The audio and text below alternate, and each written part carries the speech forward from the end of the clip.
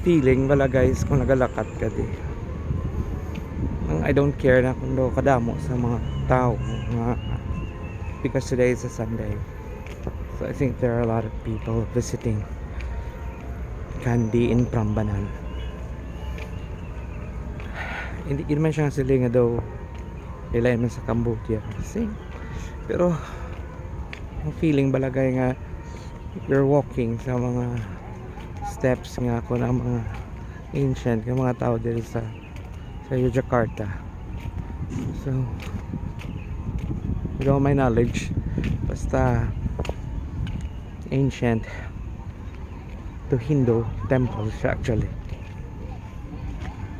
Siya guys, gadagsa ang mga tao kadamo sa mga trip ang mga kalagaw-lagaw. So like you need to pay like 400,000 Indonesia.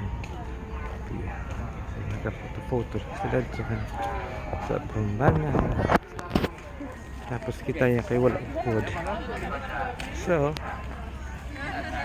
hindi lang ta para ta masulod ang mga ruins niya dito na kita daya mama mo lang ta na isang view sulod ito karon. Okay guys,